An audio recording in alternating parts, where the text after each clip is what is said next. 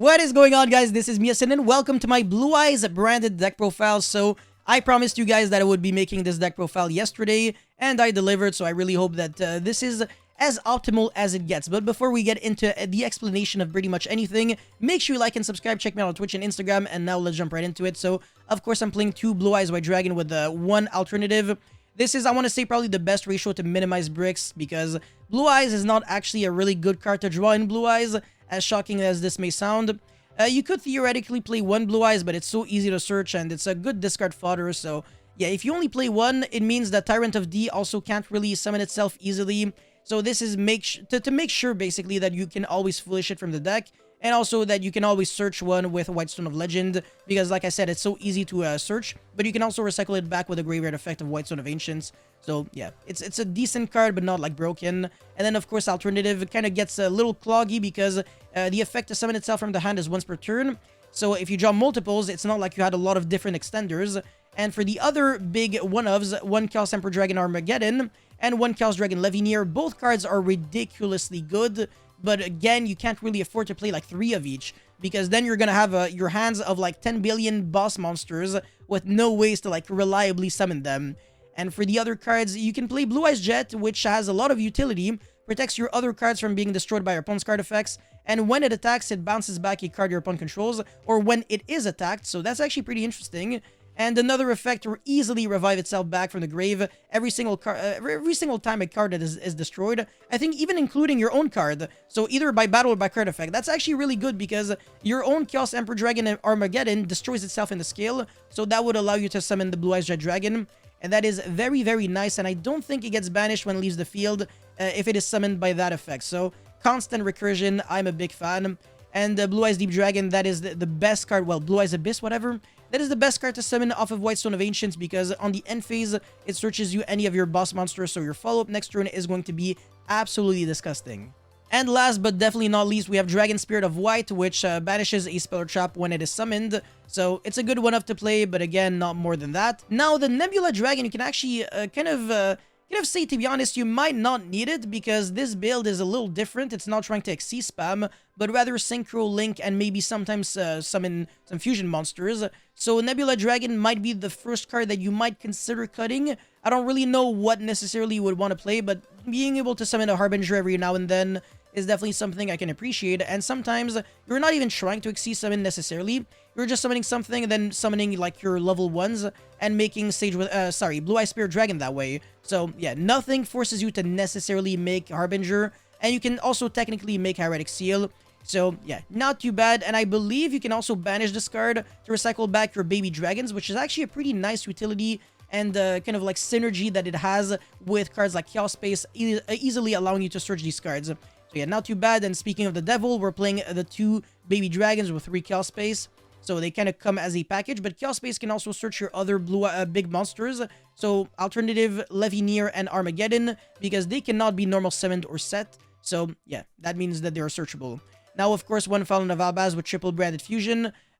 Drawing Fallen of Albaz means that you either have to use it from the hand with branded fusion, or use it as your normal summon to potentially make Albion, Lubellion, or Mirror Jade right away. But it's not like the end of the world, whatever. And of course, Tyrant of D, this card is ridiculously good. 3 White Stone of Ancients, but to be honest, you might actually want to cut this card down to 2. It really depends on your needs and how you really want to play this deck. I'm not like the biggest Blue Eyes pro, but I don't know, usually people go around 2 to 3 copies.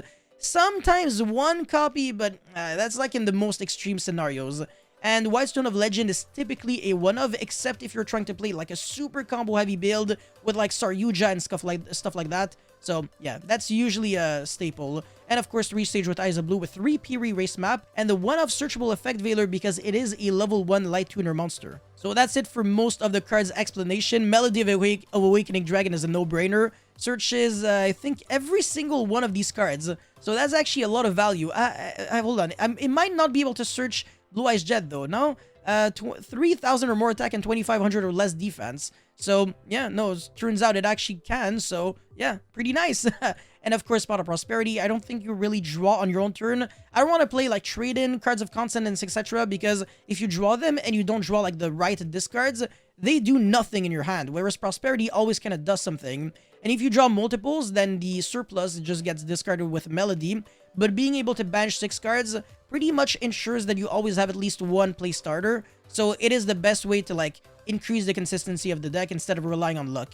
And the other cards are also no-brainers. Called by the Grave, just overall a good card. So that's it for the main deck. And for the extra deck, I'm playing 1 Mirror Jade, 1 Lubellion, 1 Albion, Baroness, because you can Synchro Summon it on your opponent's turn, using the Formula Synchron that you summon off of Needle Fiber, and any level 8 monster, typically a monster that you will be summoning with a White Stone of Ancients on your end phase, and that monster will most likely be Blue Eyes Abyss Dragon. If you're not really familiar with these lines of play, make sure you check out my combo video. It was uploaded recently on my channel.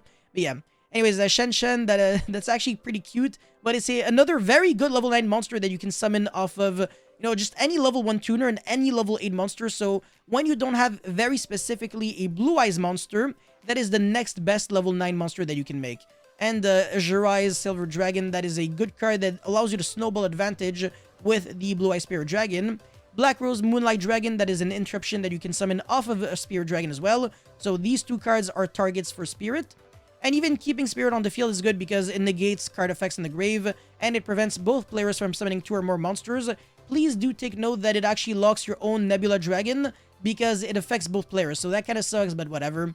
And for the other cards, Harbinger, you could also play Dingears too if you want to, but it's not really worth it because this locks you under Light and Dark Dragons for the rest of the turn, so it might be a little harder to summon, and you can't really afford the full package with Dragulu beyond OTK. And yeah, Needle Fiber, Anaconda, so you can send your branded fusion. But there's also Ultimate Fusion that you can send to make a Tyrant Dragon. And of course, Hieratic Seal, Striker Dragon, and Relinquished Anima for all of your level 1 monsters. So now let's get right into the idea section. Most of these cards are pretty obvious. I mean, if you want to play a Nebula Dragon heavy build, you can. But then I would probably recommend you to cut the branded fusion cards and probably play more just spam cards so you can summon Xyz monsters and kill your opponent. Probably go second this time. And Starliege Dragon Seifert, pretty nice card. It's a 1-card Hieratic Seal, which is, again, 3 interruptions, and pretty nice. And, of course, Ghost Bell going second against a few decks. Effect Veiler, more copies if you want to search them, or hard draw them with Sage of Eyes of Blue, or your draw cards like Chaos Space, etc. Or on your opponent's turn with the Formula Synchron. And then, of course, Blue Eyes Tyrant Dragon, Dragoonity Knight Romulus. I just call it Romulus searches Ravine, and that allows you to Foolish for a few cards that has nice graveyard effects, like White Stone of Ancients, White Stone of Legend, and sometimes Seifert, so you can recycle back Levineer, or your other level 8 Dragon monsters. And the other cards, like Vision with Eyes of Blue, actually has a few combos with it, but it might be a little too much of a setup, so I'm not really going to go into the details. And yeah, those cards are actually very nice if you're trying to go first with Blue Eyes. So post game 1, I would actually main side deck in 3 copies of Skill Drain when I go first because your monsters are very high attack and you get a lot of recursion with Blue Eyes Jet Dragon. So Jet with Skill Drain control is something that is very oppressive that a lot of decks cannot deal with because you never really lose on your resources of monsters since you're always reviving back the same 3k beat stick, and whatever your opponent does has to be on like super simplified game state unless your opponent is playing like a trap heavy build, in which case you would have to adapt and side deck something completely different. But that's pretty much it for this deck profile. Let me know your thoughts in the comment section below. As always, don't forget to like and subscribe, and I'll see you guys very soon. Peace.